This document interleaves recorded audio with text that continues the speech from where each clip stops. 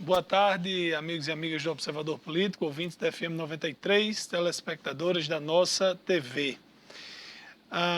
O Partido dos Trabalhadores, que sofreu um golpe duríssimo com o governo desastroso da ex-presidente Dilma Rousseff, e aí como a economia foi destruída, a Operação Lava Jato destruiu de uma vez por todas a reputação do partido.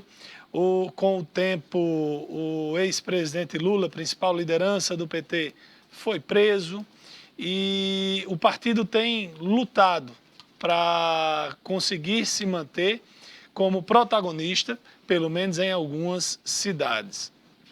O Partido dos Trabalhadores, que, na opinião de muitos, foi o responsável pela eleição de Jair Bolsonaro. Pela intransigência, por não aceitar abrir espaço para ninguém, por não topar uma aliança, só querer o venha a nós, ao vosso reino nada. E mesmo com o ex-presidente Lula preso, insistiu que Lula seria candidato, enquanto poderia ter feito alianças como com Ciro Gomes, como com Boulos, mas insistiu na candidatura própria. Bom, o fato é que o PT, que já governou vários estados até fora do Nordeste, já governou as principais cidades desse país, viu o seu capital eleitoral diminuir bastante e ficar muito restrito ao Nordeste. Aqui no Rio Grande do Norte, conseguiu eleger a governadora Fátima Bezerra, uma das pessoas que mais ficou conhecida pelo discurso do golpe, golpe, golpe, golpe, golpe. Bom, no Nordeste, Lula era muito amado, ainda é muito forte.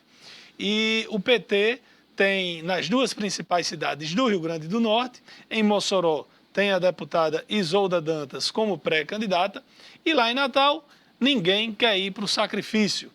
O prefeito Álvaro Dias é muito bem avaliado nas pesquisas, deve sair com o apoio dos principais partidos, das principais lideranças da capital, e a deputada Natália Bonavides, que já disse várias vezes que quer muito bem ao presidente Lula, ela que antes de se eleger vereadora lá em Natal era advogada de muitos que faziam parte do MST, do Movimento Sem Terra, ela já havia dito que não seria candidata a prefeita de Natal.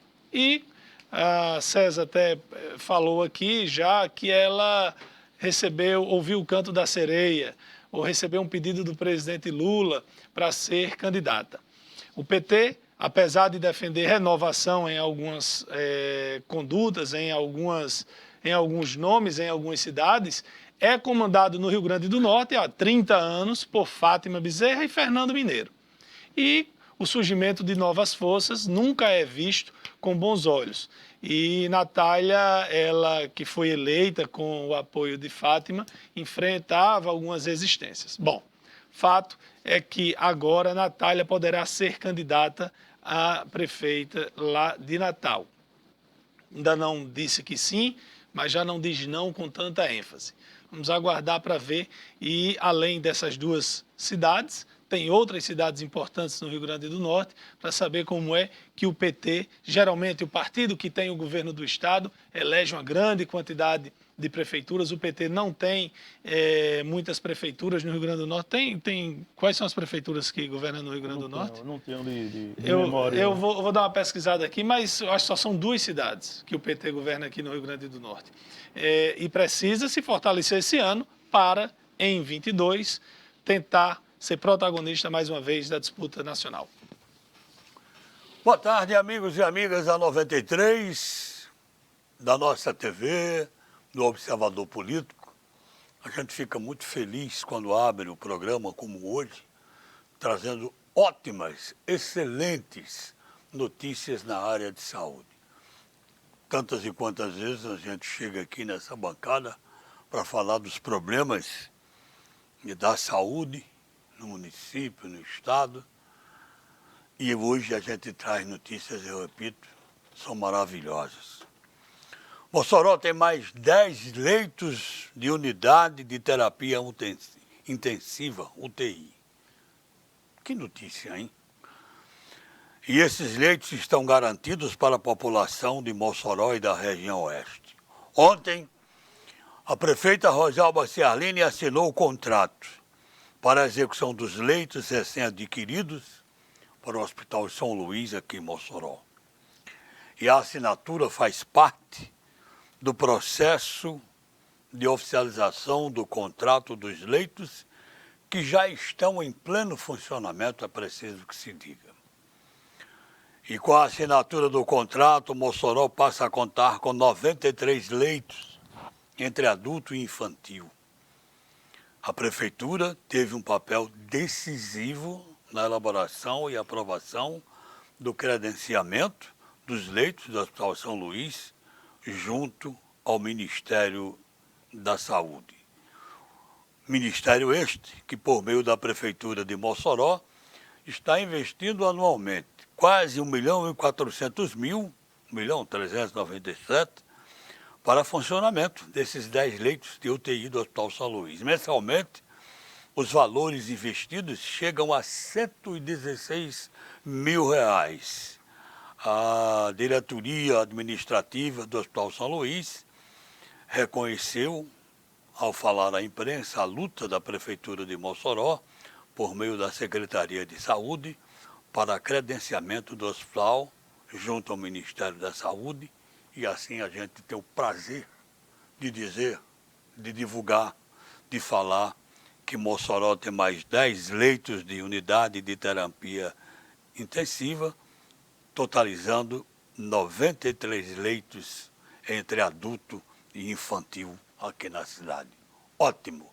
Não poderíamos ter, começando o programa de hoje, notícia melhor na área de saúde do que esta. Valeu, vale a pena. É por aí que a gente tem que caminhar, é por aí que as políticas públicas têm que realmente acontecer. O nosso livro de hoje é do Dr. Diogo Lara, o autor do livro. Quem nos doou foi o Dr. Joel Borba. Dr. Diogo Lara, psiquiatra gaúcho. Dr. Joel Borba, psiquiatra, tão conhecido nosso aqui em Mossoró. Temperamento e humor, uma abordagem integrada da mente. Neste livro são apresentados como o sistema operacional básico da mente funciona segundo princípios universais. Belíssima leitura. Pode participar pelo nosso WhatsApp, fazer sua inscrição, 988-686150. Está valendo a partir de agora. César, boa tarde. Boa tarde, Edmundo. Boa tarde, Laíri Neto, amigos do Observador Político. Laíri Neto, em 2016, o PT elegeu 2 prefeitos no Rio Grande do Norte. Elegeu o de Currais Novos, o Odon Júnior, e elegeu José Bezerra. Currais Novos e Currais José Novos. Bezerra. José Bezerra Janduís. Janduís, minha terra. E também elegeu 37 vereadores. Em 2012, o PT foi melhor nas urnas, teve melhor desempenho, conseguiu eleger no Rio Grande do Norte 7 prefeitos e 47 vereadores. Houve uma queda nas eleições de 2016 em termos de representatividade do PT aqui no Rio Grande do Norte. Muito por conta da faixa nacional que o partido desceu a ladeira, né, com o desastre administrativo na segunda gestão de Dilma Rousseff, que acabou culminando com o seu impeachment.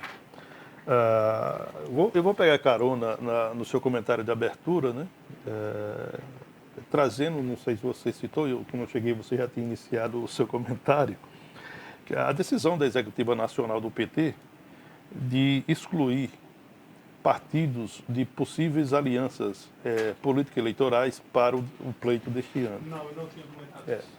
Entre os partidos, aí a gente chamou a nossa atenção, entre os partidos listados pelo PT Nacional de que não fará aliança, está o DEM e o PSDB. Né?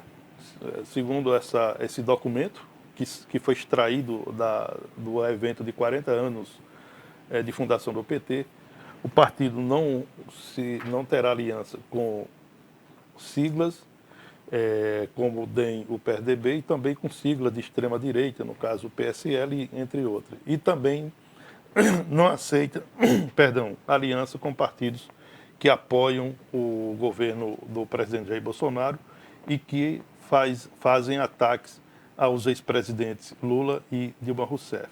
Isso está nessa resolução nacional. Agora, do meu cantinho aqui, eu penso que essa decisão nacional, eu acho que ela não se aplicará em vários municípios onde o PT terá candidato ou candidata, onde o PT será cabeça de chapa e que terá apoio, por exemplo, do DEM ou do PSDB. Vamos trazer a questão aqui de Mossoró. A pré-candidata do PT à prefeitura, a deputada Isolda Dantas, ela atraiu para perto o DEM. O DEM que é representado na Câmara pelo vereador Petras Vinícius e que tem como a sua liderança local a ex-prefeita Cláudia Regina. Como Cláudia Regina está inelegível, né, por conta de 12 condenações por crimes eleitorais, e ela não poderá ser candidata esse ano, o PT quer o apoio de Cláudia Regina e também do vereador Petras Vinícius, ou seja, quer o apoio do DEM. E penso que essa decisão nacional não vai ser levada em conta aqui em Mossoró. Essa situação se repete em outras cidades, onde o PT terá candidatura própria à prefeitura. E em relação ao PSDB, veja só, o PSDB do Rio Grande do Norte é que dá sustentação política administrativa ao governo do PT. Imagine se a governadora Fátima Bezerra, do PT, perde o apoio do PSDB, do presidente da Assembleia Legislativa, Ezequiel Ferreira de Souza. Se ela partir para um confronto, e ela não vai fazer isso, ela perderá ela perderá a base de apoio que tem na Assembleia Legislativa. Todos que conhecem um pouco dos bastidores do Palácio José Augusto sabem que o presidente da Assembleia Legislativa comanda mais de uma dezena de deputados estaduais. E para onde pender o seu apoio, esses deputados vão juntos. Então você imagine aí o PT perdendo o apoio do presidente do PSDB do Rio Grande do Norte. Eu acho que Fátima Bezerra nem sonha, nesse momento, sofrer tal desajuste na sua estrutura política administrativa. Então, essa resolução, eu acho que no Rio Grande do Norte ela não vai ser levada a termo em várias cidades. Principalmente nas cidades que o PT terá candidatura própria, né? E a gente sabe que para se construir uma vitória, você não pode abrir mão de apoio. Rapidamente, eu vou lembrar aqui uma disputa à Prefeitura de Natal, com Fátima Bezerra, candidata a prefeita, enfrentando no primeiro turno Vilma de Faria e Henrique Alves. Fátima e Vilma passaram para o segundo turno. Naquele momento, o Aloysio Alves, ex-governador Aloysio Alves, líder político da família Alves, procurou o PT para os Alves apoiarem no segundo turno a candidatura de Fátima Bezerra. E Fátima Bezerra e o PT não quiseram o apoio dos Alves. Isso aí ocorreu na década de 90. Se o PT tem recebido o apoio dos Alves, certamente Fátima teria sido eleita naquelas eleições, no segundo turno daquelas eleições. Terminou apertado, faltou só algo para completar a vitória do PT. E aí, o resto da história todo mundo sabe. Vilma foi eleita prefeita, depois reeleita, depois governadora do Rio Grande do Norte por 2 gestões. Portanto, aquele tempo ficou lá no passado, não cabe mais. E quem tratou em fazer o divórcio entre o passado e o presente foi exatamente o presidente Lula, quando chegou à presidência da República. Ele quebrou todas as amarras que tinha no PT para se associar a outros partidos políticos. Tanto é que quando Lula escalou a rampa do Palácio do Planalto para tomar posse, ele já estava acompanhado de Antônio Carlos Magalhães, o cacique político do Nordeste que comandava o PFL, hoje Democratas, nessa região. Então os tempos são outros e quem quer vencer eleições não pode restringir tanto o seu arco de aliança. Cinquentinha está aqui no Facebook, hoje ele está com uma moléstia, ele está dizendo políticos cebosos, imorais e descarados. Calma, Cinquentinha, você também é político, viu? Sabiá, percussionista aqui de Mossoró, está assistindo diretamente de Berlim, na Alemanha. Olha aí como a gente está chegando longe. Abraço também para Júnior Paiva e para toda a turma que está nos assistindo aqui pelo Facebook. Estão perguntando já aqui insistentemente várias perguntas, várias participações, por que os vereadores não foram para a Câmara hoje e não teve sessão? Alguém sabe dizer por quê? Não sei não. Bom, não teve quórum, né? Só ilustrando esse desabafo de Cinquentinha, que é político, né? Cinquentinha está no PSOL ainda? Eu acho que na última eleição ele saiu do PSOL, não saiu não? Cinquentinha, ajuda a gente, diga aqui no Facebook, você está em qual partido? Bom, me fez lembrar um petista na época muito radical, que foi candidato a prefeito de Mossoró em 1988. E num debate, né, naquela eleição, nós tivemos 3 candidatos. Tivemos Laírio Rosado, tivemos Rosalba Ciarline e o professor Chaga Silva. Num debate, Chaga Silva disse que os rosados eram o câncer de Mossoró. Nas eleições seguintes, Chaga Silva estava abraçado com uma das alas da família Rosado. Só para ilustrar esse desabafo aí do Cinquentinha. O que também é importante a gente frisar nesse seu comentário, César, é a situação do Democratas em Mossoró. Cláudia Regina, ela chegou em Mossoró pelas mãos do ex-senador José Agripino, foi colocada ao lado de Rosalba, e de Rosalba e Carlos Augusto sempre recebeu não só a mão, mas o corpo inteiro, teve todas as oportunidades. Foi eleita naquela eleição de 2012, onde ela foi cassada 13 vezes depois pela Justiça por crimes eleitorais. E ela rompeu com Rosalba e já não apoiou Rosalba em 2016, apoiou Tião da Preste. E hoje o Democratas em Mossoró tem Cláudia Regina com os direitos políticos cassados, ela não pode ser candidata a nada pela Justiça, a condenação dela, e tem o vereador Petras Vinícius.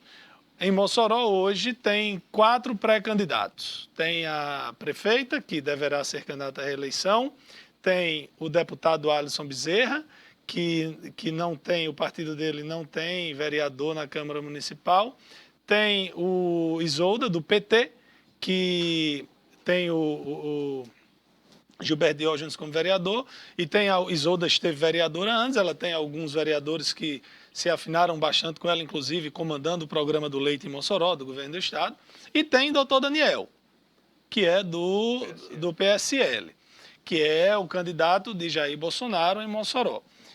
Com quem o Democratas vai ficar? Vai apoiar o PT? Vai apoiar o Alisson Bezerra? Vai apoiar Daniel?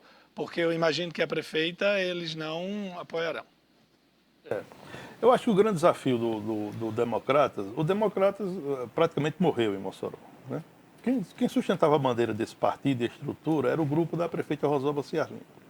E é interessante aqui a gente situar onde foi que houve o rompimento da ex-prefeita Cláudia Regina com o grupo da prefeita Rosalba. Naquele episódio de 2014, quando o senador José Agripino se aliou aos Alves e para dar sustentação à pré-candidatura de Henrique Alves, mesmo a governadora Rosalba pretendendo ser candidata à reeleição, foi chamada a convenção do partido. Essa convenção do partido era para decidir se o partido teria candidatura própria ou se apoiaria Henrique Alves.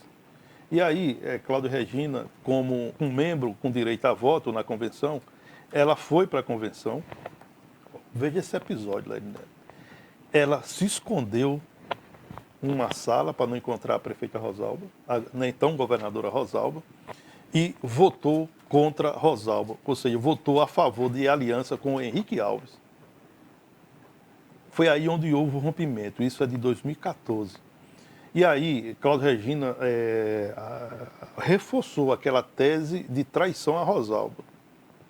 Por quê? Porque todos os cargos que Cláudio Regina ocupou em Mossoró foi pelas mãos de Rosalba. Todos, sem exceção. Cláudio Regina andou em Mossoró como secretário do Desenvolvimento Social, gestão de Rosalba. Foi chefe de gabinete, gestão de Rosalba. Assumiu todos os cargos na estrutura do município, na gestão de Rosalba. Foi Rosalba que indicou para ela ser vice-prefeita na chapa de Fafá Rosado nas eleições de 2004. E foi Rosalba que apoiou ela, a prefeitura de Mossoró, nas eleições de 2012. E aí, quando chegou esse episódio, ela se escondeu numa sala para Rosalba para não encontrar com Rosalba, e foi lá e votou a favor de aliança com o Henrique Alves, derrotando assim a possibilidade de Rosalba ser candidata à reeleição.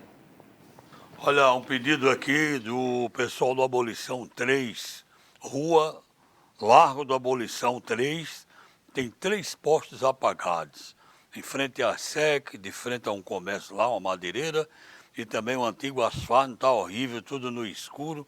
O pessoal está pedindo providências aí do Serviço de Iluminação Pública. Bom, e hoje, 11 de fevereiro, queremos fazer daqui uma homenagem, porque hoje é o aniversário do Potiguar. O nosso time, o Potiguar, Associação Cultural e Desportiva Potiguar, está completando hoje, 1945, para agora 2020, Potiguar está completando 75 anos. Muitas glórias do passado, hoje as dificuldades são muito maiores. Não teve essa ruma de glória não, Edmundo. Não, teve 2 títulos estaduais, teve conquista. Eu sou torcedor do Potiguar, mas vamos combinar, a gente não teve essa ruma de glória não. Em 1999, eu andei em várias cidades do Brasil, o Potiguar chegou a ser o único time 100%. Foi o único time a perder a invencibilidade naquele ano. Vamos dizer assim, a camisa do Potiguar é bonita, eu considero a nível do futebol aqui, lógico, é evidente, uma camisa pesada, mas é evidente que o Potiguar luta contra muita dificuldade. Vale daqui. Os times de Mossoró nunca tiveram muitas fases boas, né? O Baraúna, quando se fala, a gente lembra de quê? Ganhando do Vasco lá em São Januário. E ganhou um título aqui, né? Aí o Potiguar, 2 estaduais. 2 estaduais. Quantos títulos o ABC tem estadual? 55? 40 ela vai fumar. Não, tem mais de 50. Mais de 50, Tem mais de O América 50. tem 30 e tantos. Infelizmente, o nosso futebol não tem muito o que comemorar. Bom, não tem. Fica aqui o registro. É uma pena. Gostaríamos, claro, de comemorar. Dos 75 anos do Potiguar, eu quero pegar a carona no amigo César Santos aqui de bancada, que ele fez o registro hoje. Com todo respeito a todos os dirigentes e presidentes que passaram pelo Potiguar, a gente não pode falar no Potiguar sem relembrar o nome de Manuel Barreto, não é verdade, César? Não tenha dúvida. Que foi o presidente eterno do Eterno. Potiguar. Manuel Barreto, ainda muito jovem, em 1974, foi ele que teve o trabalho, a visão e a coragem de colocar o Potiguar no Campeonato Profissional de Futebol do Rio Grande do Norte, 1974. Naquela época, os clubes de Mossoró disputavam apenas o Campeonato Amador de Mossoró. Potiguar, em 74, foi levado por Manuel Barreto para o Campeonato Estadual. 30 anos depois, em 2004, Manuel Barreto, presidente, o Potiguar conquistou pela primeira vez um título do Campeonato Estadual. Então, ele se eternizou e a torcida do Potiguar, evidentemente, não tem como lembrar qualquer data que envolva o alvirrubro, que não se lembre de Manuel Barreto. Só um adendo aqui nessa questão da visibilidade. Realmente o Baraúnas, dos 2 clubes próximos de Mossoró, o Baraúnas foi que conseguiu a maior visibilidade nacional, por conta daquela campanha da Copa do Brasil de 2005, quando o Baraúnas terminou entre os 8 melhores clubes colocados na competição nacional. O Baraúnas conseguiu um feito, que foi golear o Vasco da Gama em pleno São Januário, naquele 3-0, com gols de Tony, Cícero Ramalho e Henrique. E aí o Baraúnas ganhou Manchete, Jornal Globo, Jornal Extra, Sport TV, Band e todas as emissoras de televisão desse país. Então a visibilidade maior foi naquele momento e foi um lampejo do futebol de Mossoró, muito mais do que qualquer projeto bem elaborado para enaltecer o futebol da nossa cidade. Hoje, no dia do aniversário do Potiguar, o nosso amigo Francileno Góes está assistindo o programa, grande repórter da TCM, Caralbense. Ele está dizendo aqui, Estou ouvindo vocês. 2 jogadores do Potiguar, esses jamais têm o que comemorar no dia de hoje. Quando iam chegando à sede, eles foram assaltados. Lamentavelmente, né? Ibis Bezerra, contador, amigo meu de corrida de rua, ele disse aqui que o Potiguar já jogou como convidado na Série A. Ele não lembra o ano, mas quando esteve no Museu do Futebol lá em São Paulo, consta lá o nome do Potiguar. Vocês sabem, lembram o ano? Ganhou lá do Santo André, né? Brasileiro da série. Naquela época, o Potiguar disputou o Campeonato Brasileiro, porque o brasileiro naquela época ele era regionalizado, era dividido por grupos e grupos regionais. Naquela época participavam 72 clubes do Campeonato Brasileiro, né?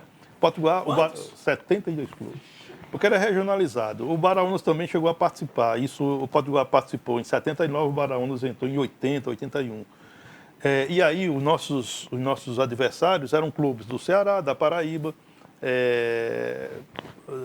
de Pernambuco. Não passava daí porque era regionalizado.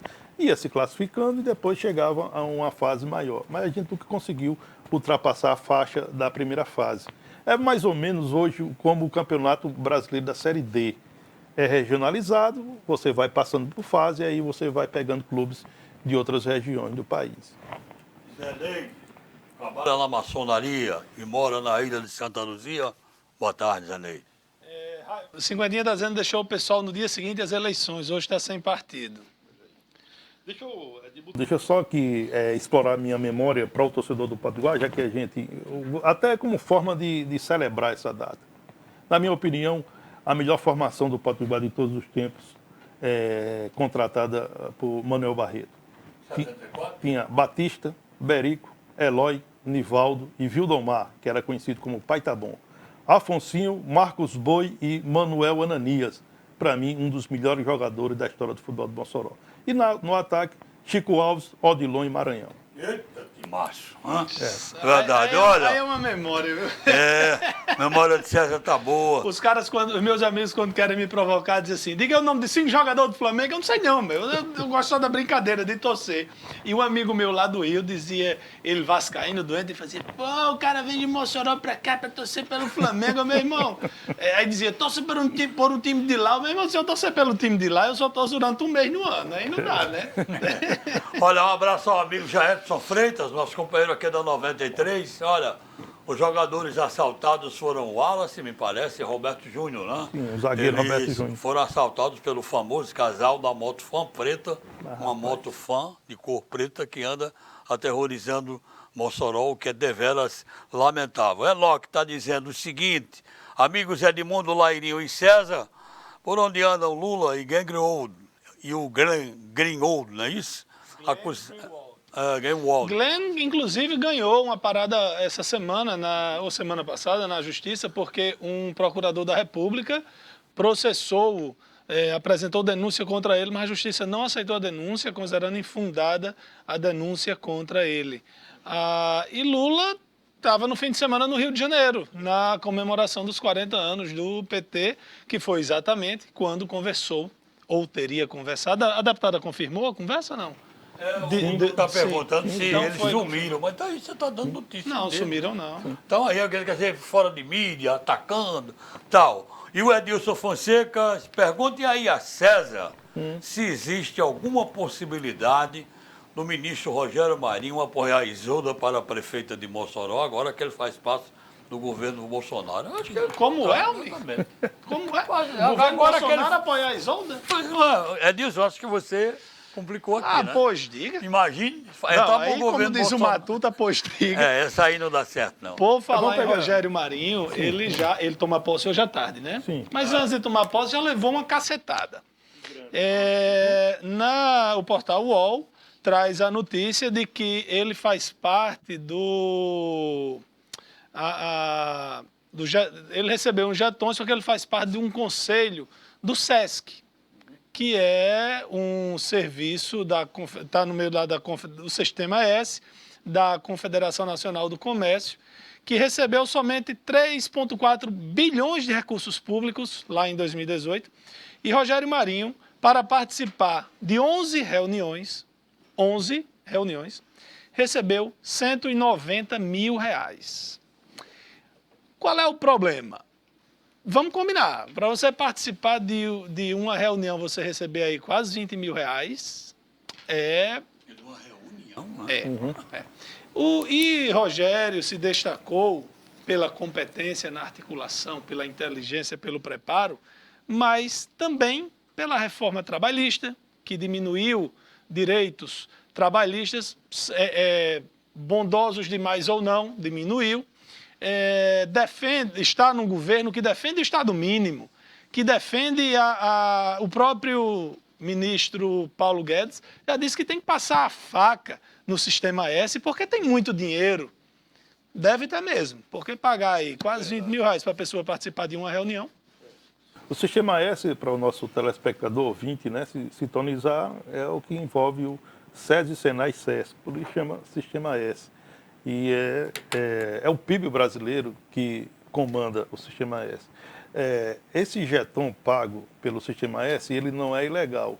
Não, mas é pago imoral. não só, não só ele, ao né? representante do governo. A quem pago participa, a todo né? mundo que participa. E teve um tempo, César, me permita, Pois não. que, por exemplo, o ex-presidente Lula indicou a atual namorada para fazer parte do conselho da Itaipu Binacional, da usina hidrelétrica de Itaipu. E ela recebia, acho que R$20 mil, alguma coisa assim, para participar de uma reunião por mês. Henrique Meirelles, quando foi... Aliás, vamos voltar lá, Guido Mantega, ministro, fazia parte de alguns conselhos e era uma forma, como o salário de ministro era realmente baixo, o salário de ministro até o governo Dilma era R$14 mil, era muito baixo para a responsabilidade do ministro. Aí faziam parte de uns conselhos para receber mais. Rogério, como secretário, recebia, se eu não me engano, R$22 mil brutos. 21 mil. E aí deve ter sido um acordo para melhorar a remuneração para que ele ficasse no governo. E falando em Rogério, né, a posse dele no cargo de ministro do Desenvolvimento Regional acontece hoje às 14 horas no Palácio do Planalto.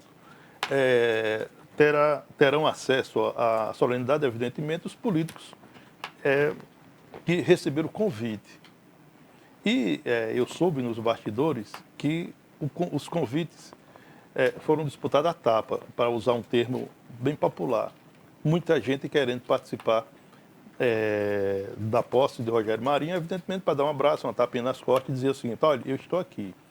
E o curioso é que o que apareceu nos últimos dias de apoiadores que não apoiaram, eleitores que não votaram em Rogério Marinho em 2018, mas é uma coisa assim, é uma festa.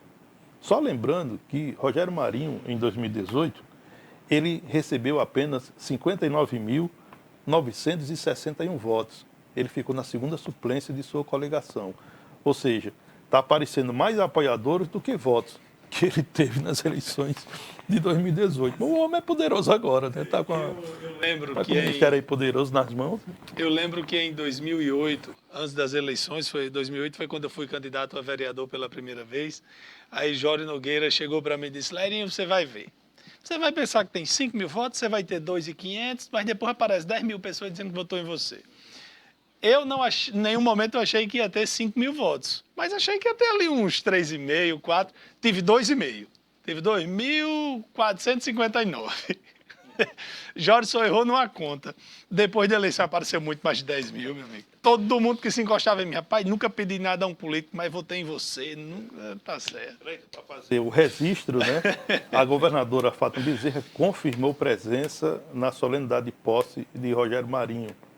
A governadora vai aproveitar a sua presença hoje em Brasília para também pedir a primeira audiência com o novo ministro e tentar liberar recursos para o Rio Grande do Norte. Vale aqui a gente destacar que o Ministério do Desenvolvimento Regional tem 55 milhões de reais reservados para a construção de 1.000 casas populares no nosso estado.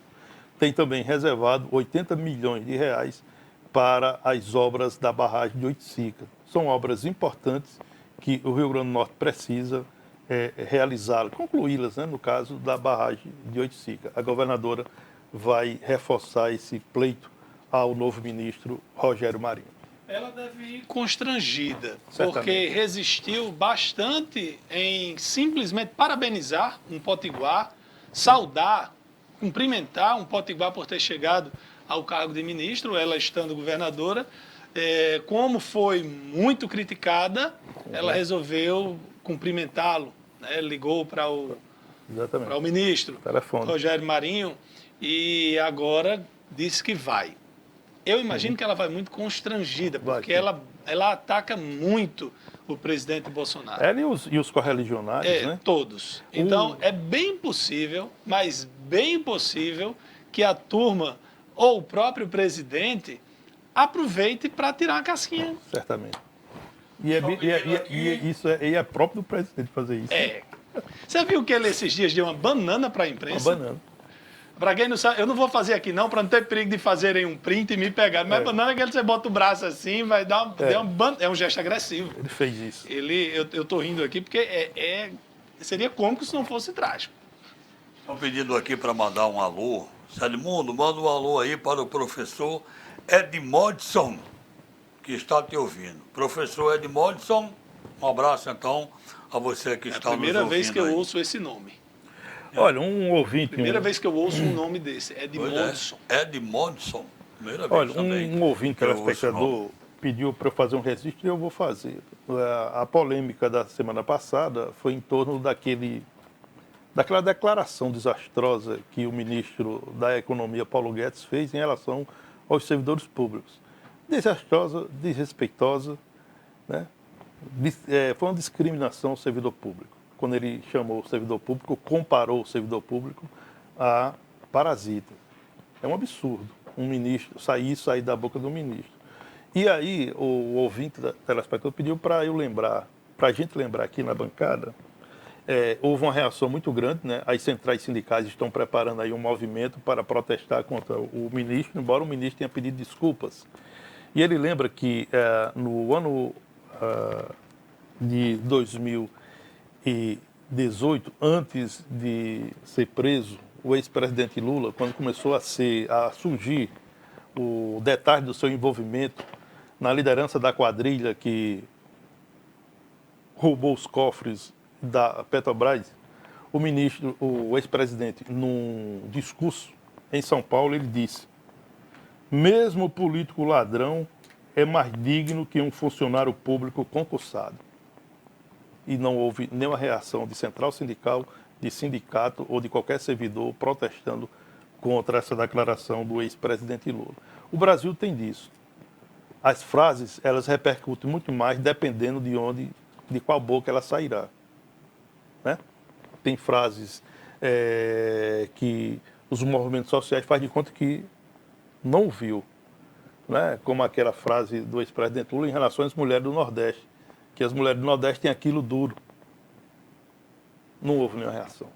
As minorias se calaram, desapareceram. Agora imagine se sai da boca de outro político uma frase dessa qualidade. Você lembra que Lula já falou alguma coisa que mulher tinha que ter o grelo duro? Sim, exatamente. Ela disse que Pelotas exportava viado. Exatamente. Né?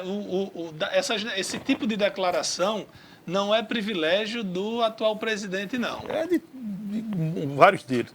Aí é o seguinte, a gente começa a desconfiar, e espero que seja apenas confiança, que essas lutas das minorias, elas são seletivas. Elas protestam de acordo com a questão política. Né? Se Lula diz, cala. Se é outro, é um barulho. E eu acho que os movimentos sociais deveriam erguer as suas bandeiras de luta, independentemente de quem está no poder ou não. São lutas que merecem ser fortalecidas e ser levadas a termo de qualquer maneira, ou de qualquer forma. Macau e Aldivan, pedindo um alô. Boa tarde, um grande abraço. Antes da gente encerrar aqui, Cinquentinha disse que o time que você falou foi o melhor time. Mandar um abraço para João Bosco, disse que não perde nenhum programa. Antônio Jussier, Vânia Lúcia Negreiros. Cinquentinha era volante, jogador, amador, volante. Peça para ele confirmar isso aí. Se eu estou falando a verdade, ele está assistindo aqui a gente. Bom, vamos fazer nosso intervalo e daqui a pouco a gente volta com mais Observador Político.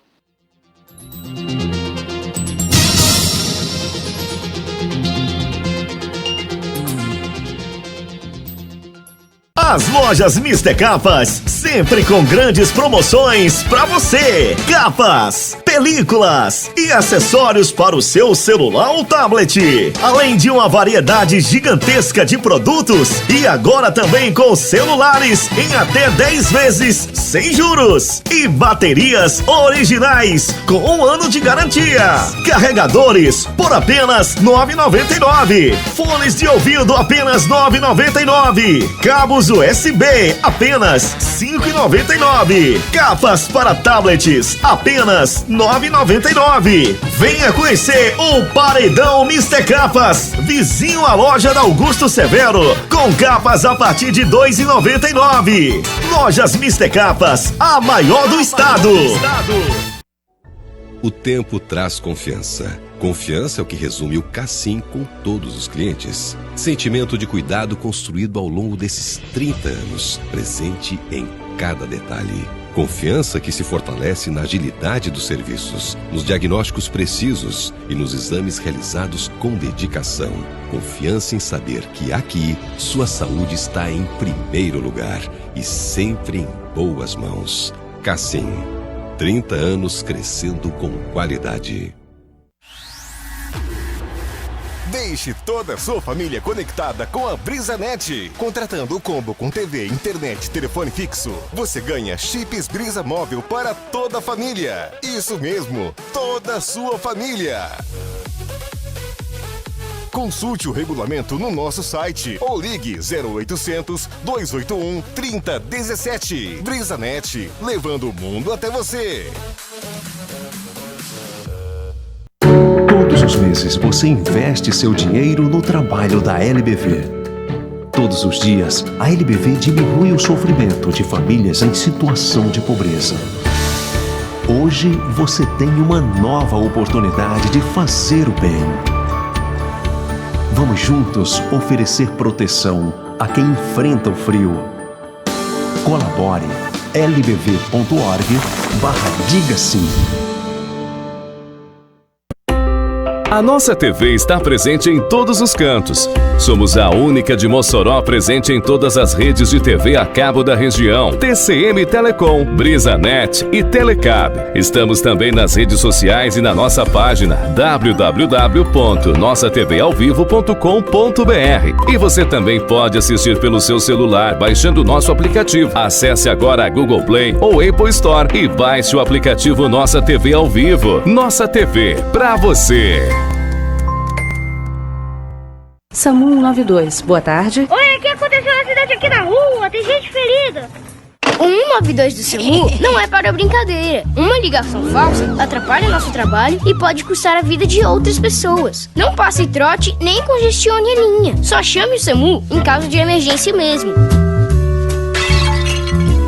Fale com seus amigos e o pessoal de casa sobre o uso correto do 192 e seja um defensor da vida junto com o SAMU. Há 17 anos, a TCM Telecom está conectando você ao mundo, sempre oferecendo mais facilidade, mais economia com preço justo, muito mais sinal de internet e TV e suporte local. Em comemoração ao nosso 17º aniversário, assine qualquer pacote e pague apenas R$ 17 no primeiro mês. A TCM tem o pacote ideal para você. Aniversário TCM Telecom, 17 anos, sempre à frente com você.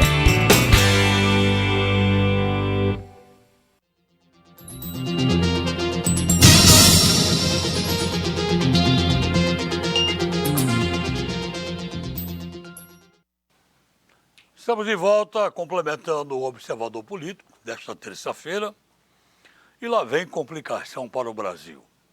O G1 confirma que o Departamento de Comércio dos Estados Unidos publicou ontem, segunda-feira, uma nota informando que retirou o Brasil da lista de países em desenvolvimento, o que pode restringir benefícios comerciais concedidos às nações que estão nessa categoria. Além do Brasil, mais 18 países, incluindo aí África do Sul, Índia e Colômbia, também foram retirados. Com isso, o tratamento preferencial dado a esses países nas negociações pode diminuir. Os benefícios, por exemplo, prazos mais longos para negociar, vantagens tarifárias e de acesso a mercados. A medida também vai diminuir as barreiras para que o presidente dos Estados Unidos, Donald Trump, investigue, por exemplo, casos de exportações subsidiadas em outros países. Em nota, o governo americano afirma que a decisão leva em conta fatores econômicos, comerciais e outros, como o nível de desenvolvimento de um país e a participação no comércio mundial.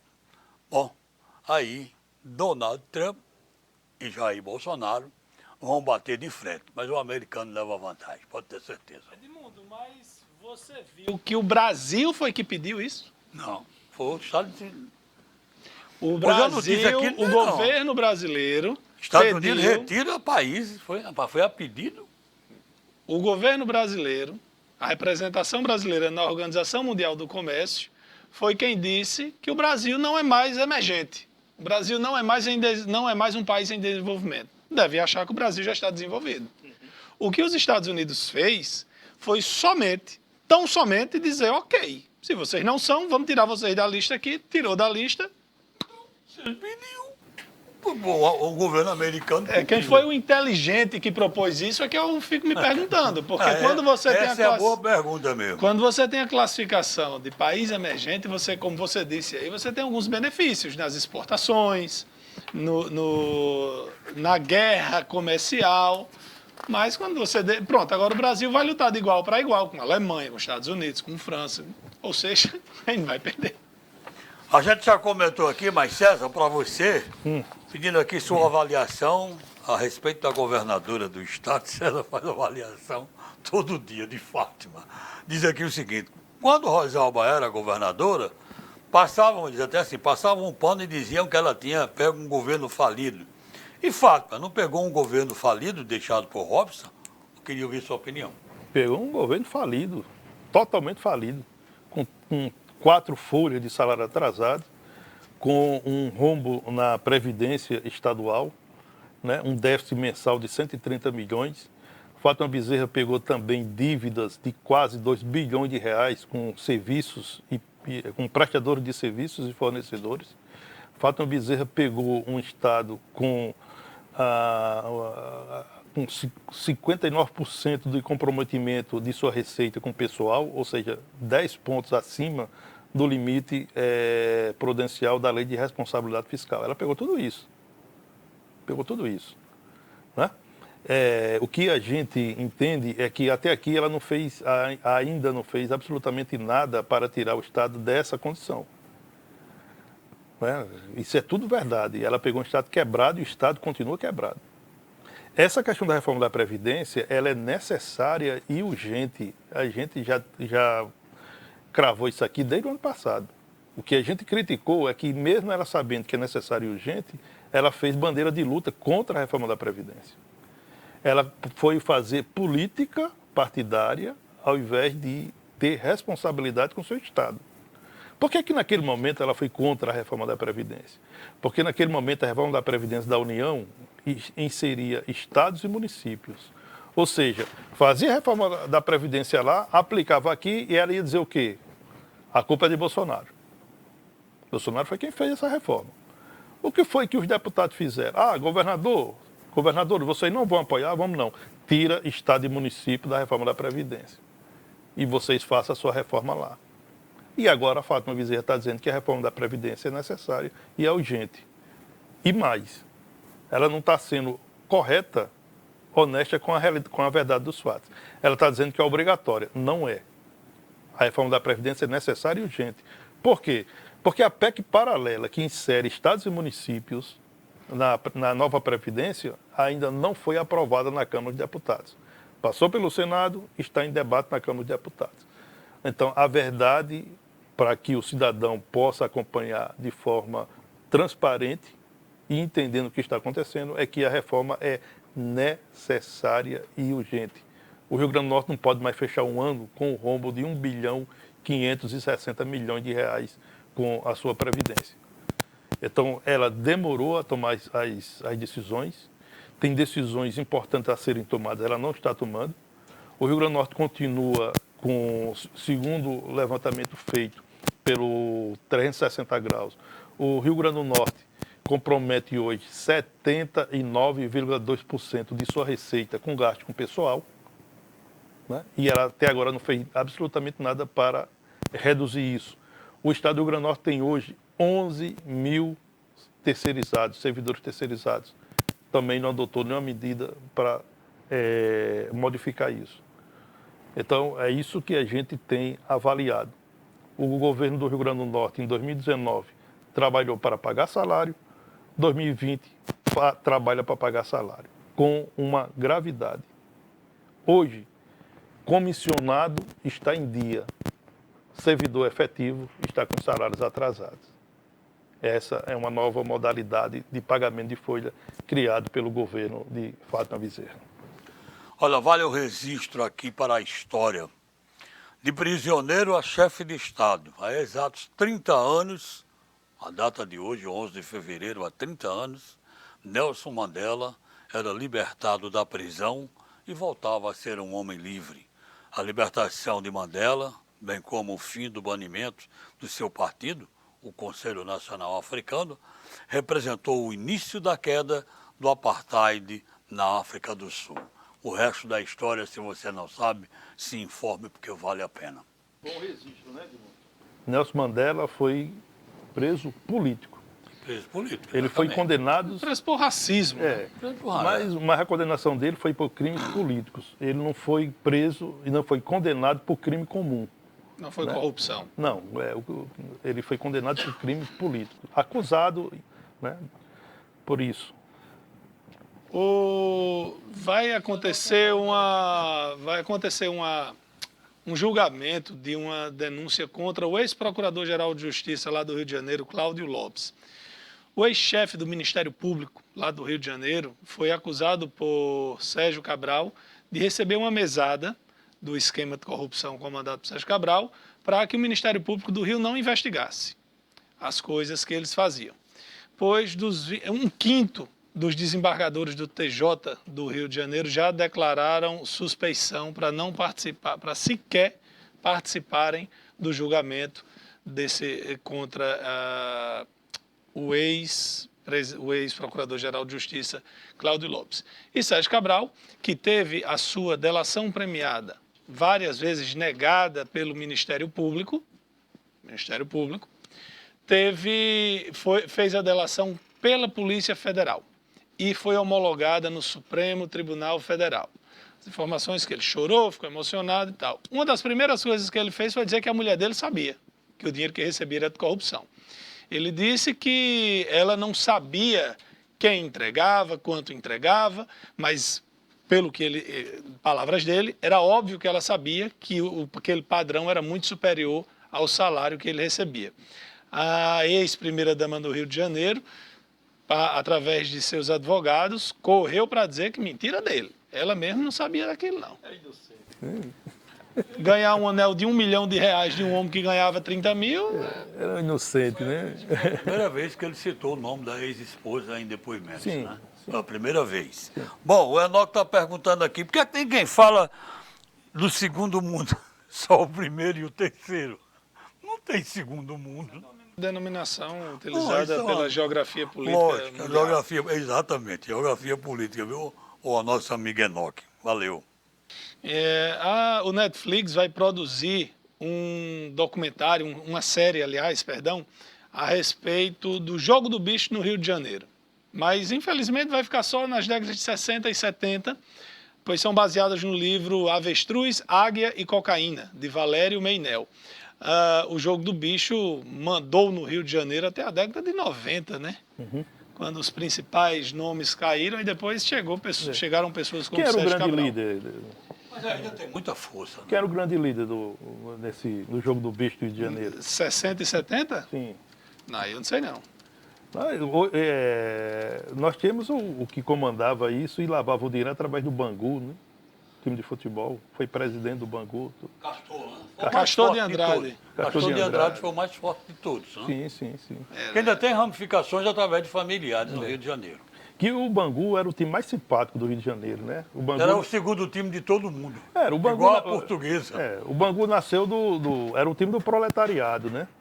Ele nasceu da classe operária, ganhou a simpatia no Rio de Janeiro E nessas 2 décadas onde foi efervescente a atividade do Jogo do Bicho, né, contravenção no Rio de Janeiro, os empresários do Jogo do Bicho usavam clubes de futebol para lavar o dinheiro. Eu estou vendo aqui no site do Terra que hoje, com a queda de Cachorro de Andrade, 97, 98, ficou com genro, com filho, com sobrinho, e a briga entre eles. Exatamente. Cachorro de Andrade usava o futebol e o carnaval, né? É verdade. Olha, só lembrando que Fátima, postaram aqui. Abraão Davi, Anísio Abraão Davi. Anísio Abraão, da Beija-Flor, de Nilópolis. Ailton Guimarães, que era conhecido como Capitão Guimarães. O Bangu era cachorro futebol, e depois as escolas de samba que era o grande Pacheco, forte, né? Antônio Petruscalio, que era o Turcão, Elinho. Alguns nomes desses aqui eu estou lendo e estou lembrando do noticiário. Olha, é o que eu estava falando aqui. E do Carlinhos Cachoeira, né? Também. Só lembrando que Fátima e o PT faziam parte do ex-governo. Até o líder do governo na Assembleia era do PT, o atual secretário Mineiro. E o ex-governo apoiou Fátima no segundo turno. Um detalhe... Tudo isso aconteceu, né? Teve uma entrevista de Fábio Faria, uma live, não sei bem como foi, mas ele disse que ele negou que será candidato a prefeito de Natal. Também eu acho que seria absurdo o Fábio ser candidato a prefeito de Natal, talvez ele fosse de São Paulo. Tá certo. Mas ele convocou as pessoas, os políticos, a fazer uma aliança anti-PT em Natal. Aí eu me lembrei que Robson foi eleito com o apoio do PT, que o PT liderou o governo na Assembleia Legislativa. Fernando Mineiro era o líder, né, do governo na Assembleia, né? Fernando Bezerra era o líder do governo da Assembleia, a Secretaria de Educação era do PT, a Secretaria que cuida da terra, também a reforma agrária e tal. E o rompimento do PT com o Robson Faria se deu quando o PSD, que é o partido do ex-governador, decidiu apoiar o impeachment da presidente Dilma Rousseff. Por conta dessa aliança com o Robson Faria, o PT também fez parte do governo de Silveira Júnior, o desastroso governo de Silveira Júnior. E Isolda Dantas, que hoje é deputada, ela era secretária de Cultura. Foi nas mãos delas que o Mossoró Cidade Junina viveu o seu pior momento. Só para você ter ideia o que Isolda fez, tirou o Festival de Quadrilhas da Arena de Eudete Dias e botou dentro do ginásio Pedro Ciarline. Só para você ter ideia como foi desastrosa a passagem dela na Secretaria de Cultura. E poucos lembram que a deputada, hoje deputada e naquela época secretária de Cultura, abriu uma linha de investigação, né, para ver questões de aplicação de recursos públicos no Mossoró Cidade Junina. Daqui a pouco, talvez, ela seja chamada para explicar melhor essa situação. Então, aqui a gente está fazendo só essa passagem para a gente não deixar que o cidadão esqueça tudo o que aconteceu em Mossoró, no Rio Grande do Norte, para a gente entender a situação que vive hoje o nosso estado e a nossa cidade. Vamos lá, sortear o livro já? Vamos. Temperamento e Humor, uma abordagem integrada da mente. Um dos livros bem concorridos aqui, 32 inscrições. Adson Lobo. Primeira vez. Esse S está muito parecido com o J, viu, Edmundo? Tá bom, amigo, vou corrigir, eu vou para a aula de ortografia. Adson Lobo foi sua inscrição, Planalto 13 de maio, primeira vez que ganha aqui, já tinha participado. Valeu, ganhou um belo livro. Boa tarde, até amanhã, se Deus quiser. Diante de tanta gente que hoje aparece como apoiador e eleitor de Rogério Marinho, sem ter cumprido essa missão em 2018, né? Eu vou lembrar mais uma vez Mário Quintana, poeta, tradutor e jornalista brasileiro. Ele certa vez disse: a mentira é uma verdade que se esqueceu de acontecer. Uma boa tarde a todos e até amanhã. Eu quero desejar boa sorte ao ministro Rogério Marinho e que ele possa contribuir muito com o desenvolvimento do nosso Rio Grande do Norte. Agradecer a todos aqui pela audiência, uma boa tarde e até amanhã, se Deus quiser.